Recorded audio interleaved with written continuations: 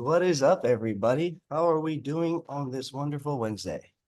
All right, cool. So today, I just wanted to kind of give you some mindset stuff, some psychology stuff, because in order to be part of the 1%, part of the top 1% of salespeople in any company, a high performer, it all starts with your mindset. It all starts with perspective. It all starts with the psychology of what you're doing, right? So a lot of times in life, I don't think we realize that how we grew up has a huge impact on us. True or false? Very True. Very true. Would anyone say that they are where they are because of anything in their past? Or Yes. despite Oh. your past. Hmm? Or despite your past. Or despite past? That's actually a really good point that you say that. Why would you say despite your past, though? What do you mean by that? Some things in your past, you may have had hardships that you've had to overcome, big ones. And due to that, it's made you a better person or made you want to achieve more, do more, get away from the hardships. Don't you mean in spite? Because In despite's like spite, I mean, whatever. Don't be so literal, Jake. So at the end of the day, you're right, and it's because of they're running from something or they're chasing something, right? And a lot of hardships will determine where you're at, and a lot of easy routes in life will determine where you're at as well. True. But a lot of the things. So a little bit about me. So I grew up in a broken home. My dad was in prison. I didn't meet him till I was 7 in a therapy session. It's weird. Let's surprise my kid. I just got out of prison. Let's surprise him in a therapy session. Okay, cool. I'll never forget that day. I was scared. I hid under the damn chair, right? And I didn't have a lot of money growing up. We weren't rich by any means, but my mom always provided, always gave, and tried to give everything that we wanted, right? I grew up in New York and then I moved to Jersey. At 12, my mom wanted to move to Florida. So when I moved to Florida, that's kind of where all the problems of my adolescent years kind of began, and me to see how fast I needed to grow up. Right now, at 12 years old, it's hard to see what you want in life. Would you agree? Mm-hmm. Yeah. Now, I'm going to tell you this a little out of context of the story. I am everywhere I am and who I am as a man, as a human, as an individual, because of everything that my father was not. Okay, so I saw everything that my father was, and I knew that I did not want to be him. So I'm going to interrupt the story, and I'm going to tell you the first lesson from my life so you can write this down. If you don't know what you want, start with what you don't want. I'm going to write that down because I need to give my social media person quotes, and I think that's one that I live by. If you don't know what you want, start with what you don't want. No, why? What do you think I mean by that? Well, sometimes you have to know what you don't want in order to know which direction to go for what you do want, in order to find what you do want. You got to have something to compare it to. You never know where you're going unless you know you've been, type of thing, right? And for me, so I'll get back into the story. So I grew up in a broken home. I didn't meet my dad till I was like 7, maybe once or twice before that, but he was in and out of prison. And then once I moved to Florida when I was 12, that's when we kind of had to move around a lot. I moved around 81 times before I was 20 years old. Wow. Yeah, right. 81 I'm a professional mover. If any of you guys need help moving, if you're ever in California, don't call me, but I'll help you on the phone. But Throw it all away. right. I learned to do that, to become a minimalist, right? Yeah, I bought all new furniture for this place because I don't like to carry a lot of stuff because I'm just so used to moving, and it sucks, right? But my whole life I wanted stability. And I knew that my dad and I knew that as a man in the family, he couldn't provide that. He was always abusing and cheating on my mom and going on binges and still stealing to this day, right? And I just knew that I didn't want to be anything everything like him. So I knew my goal was to do everything not like him. So when I say know what you don't want, I planted my flag in not being like him. Every decision I made was around that. And eventually, like, and I'm gonna tell you, it got so deep, I can't even call my girlfriend sweetie or honey because that's what my dad would call my mom. I can't even wear basketball shorts because it reminds me of my dad. I can't even I went to drink a pineapple soda one day and I'm like, shit, no, like that's my dad's favorite drink. So I'm like, I'm weird with it. I'm a little too deep with it, but it made me realize what I do want. It just had to start with what I didn't want. Because when we're so young and we're so new to something, we don't know what we don't know. But at that time, what we do know is the life that we don't want, the person we don't want to be. We're all on a call at this time because we don't want something. We want change, right? And you have to, again, I'm going to say it again. This is another one of my quotes. You got to ABC it. Who can say what the A is? Who was there for that one? Admit. Perfect. Admit. You got to admit. You got to admit where you are.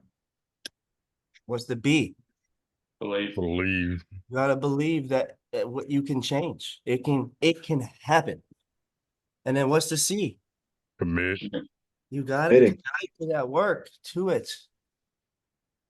Right? And as you go through life understanding what you don't want and you firmly belief is knowing that you can be someone different, there's no stopping you. And now it's just a matter of time until you figure out what you do want.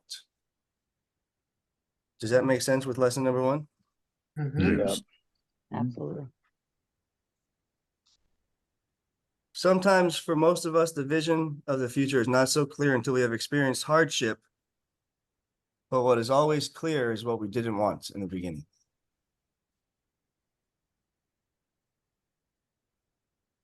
We always see what we don't want. And it's always so easy to continue to see it and think about it and think about it and think about it. And I want you guys to understand when I say this and I say this lesson, know what you don't want if you don't know what you want yet, right? So when I say that, I don't mean harp and only think about the negative of what you have. Okay, because that will attract more of what you don't want. But know what you don't want with the thought always on what you're going to get. Okay? Because again, if you continue to think what you don't want and the things that you don't have, you will continue to attract the things that you don't want and the things that you don't have. Very true. Okay, so I just had to throw that in there because I don't want someone coming back to me. He's like, Andrew, I tried that lesson and it didn't work. I want my money back. Oh, listen, I don't know what to tell you, but there's no refunds here. Okay, so I gave you the second part of that information. Okay. All right, so let me get my notes here. So, all right, I'm gonna jump into the second lesson. Learn from others mistakes, and make them and take them as your own. Learn from others' mistakes and make them your own. Why? Well, let me just tell you. So again, I'm gonna relate it to my dad and then I'll go back to business, but my dad made a lot of mistakes as a dad. My dad made a lot of mistakes as a human in society to not have a license, to go steal, this, that, and the third. I took every time that he got in trouble, every time that he got caught, every time that him and my mom got into a fight as my own mistake. Now, when I took that as my own mistake, what that does is I now feel responsible and I am obliged to change and not do that again, basically. Now, it's kind of a weird way to look at it, but it's a learning lesson before having the problem arise, right? It's like seeing, don't touch the stove I saw someone else touch the stove and they burned their hand. And I know that if I don't touch the stove, I won't, so I'm gonna take that lesson and take it as my own. Like I thought, I'm gonna take it as if my hand burned. Does that make sense? So take the lessons and make them your own. Now, what do I mean by that when it comes to business? Well, I started a door-to-door business. I was face-to-face sales, everyone's like, get out of my face. I've had staplers thrown at me. I've had bats thrown at me. Fuck you. I have had someone chase me out of Walmart, and I've had like legit, and it's pretty like, follow me, like stop doing their job, follow me from Esteta Brothers in Escondido right here, and literally follow me across the street to another store. And I'm like, sir, like this is insane. This is a little bit of harassment at this point. I'm trying to do my job and you're stopping doing your job. But the face-to-face sales talk teaches you everything, right? It teaches you how to deal with people. It teaches you what you need to work on, right? And not only that, I think it teaches you what you need to work on through others, right? If you think about it, how that guy responded to me, was that human-like? Was that like demeaning a little bit? Demoralizing? Like he's better than me, he's looking down on me because of what I do and who I am? So I take that mistake in not treating human beings that way as my own. Right? So every lesson that you're experiencing in life, you have to take full responsibility for. Now, everything around you, you guys see that's black and white, that's right or wrong. You have to take responsibility for. Now, I'm not saying take responsibility as in go to jail, officer. Like I'm the one that murdered him, even though I just watched him. No, and I'm not saying take blame, but I'm saying take internal responsibility.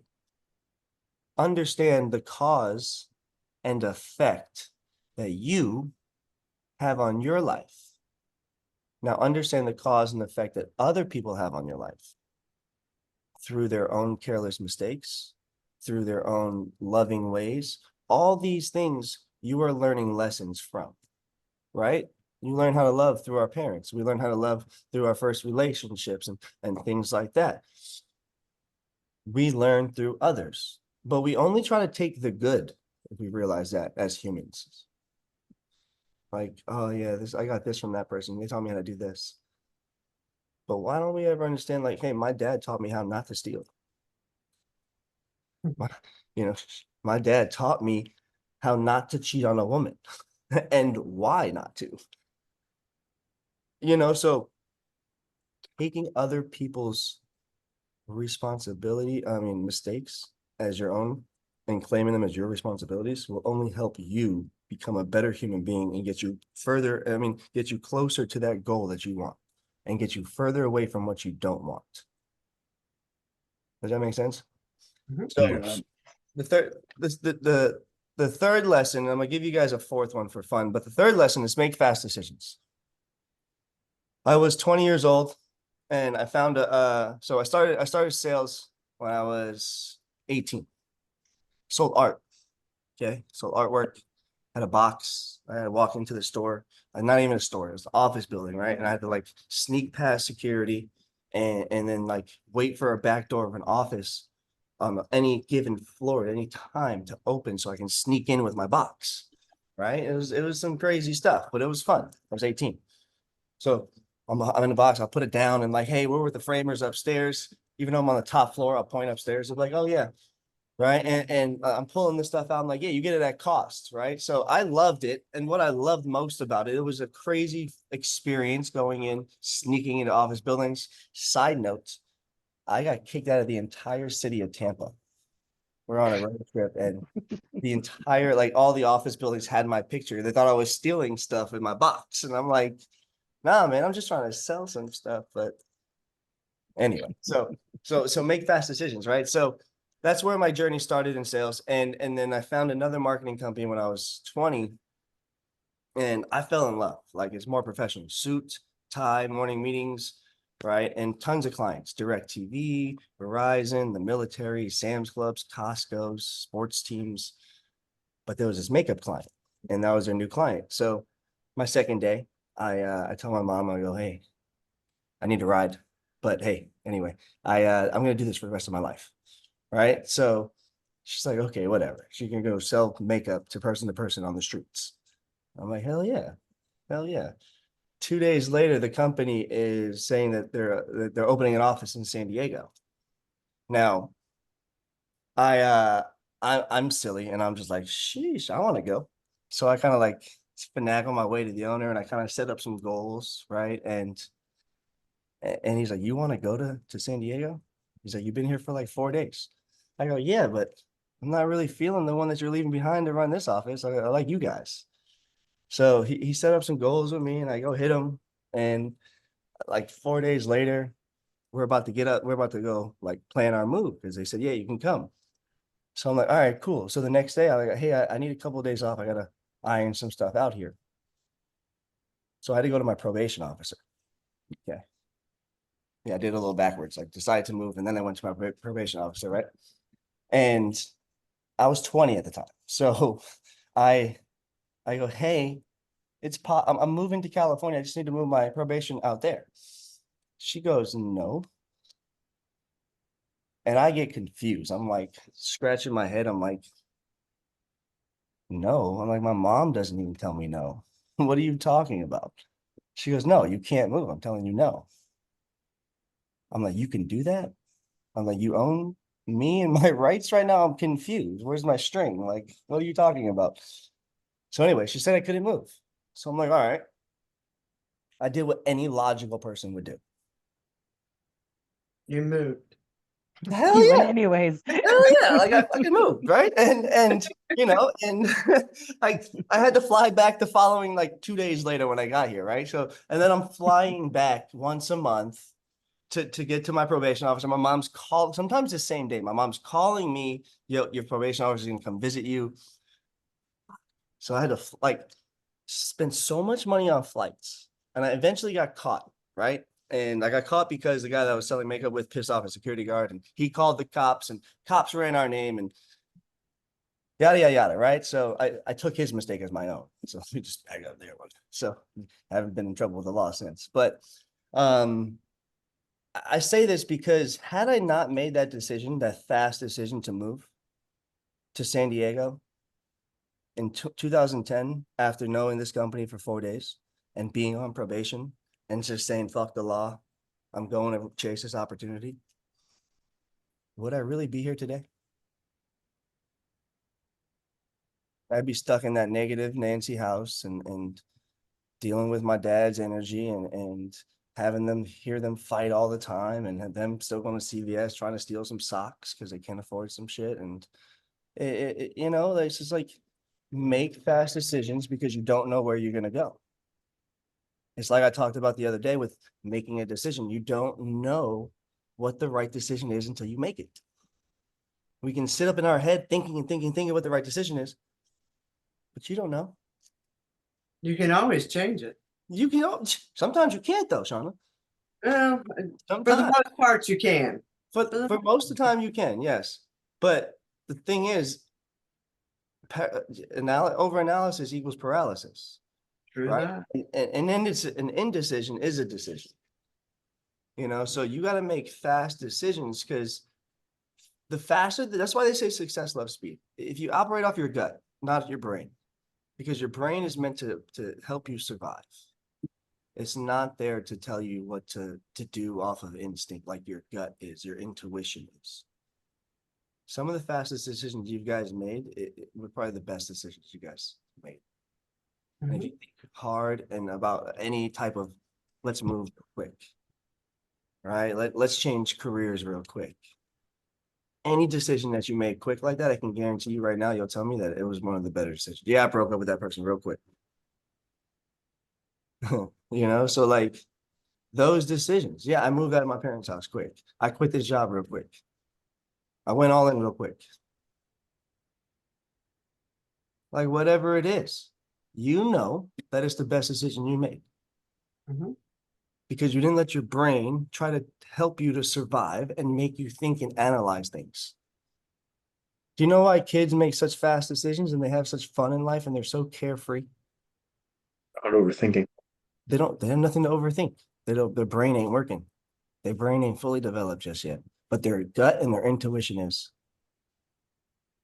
Kids will try everything, but kids will get the furthest. That's why there's kids making millions of dollars on YouTube. That's why there's entrepreneur classes in elementary school. Like what? Huh? Like that don't make no damn sense. Hell, I should have had that when we were younger. Amen. I don't think we would have recept. We were too busy playing. We were too busy out and about. You know, we were too busy getting dirty. But different generations, right? So that's just a digression, but make fast decisions. Take other people's mistakes and make them your own. And if you don't know what you want, that's okay, because you can start with what you don't want. 3 crazy lessons from my life. I hope you got something from this training. We'll see you on the next one.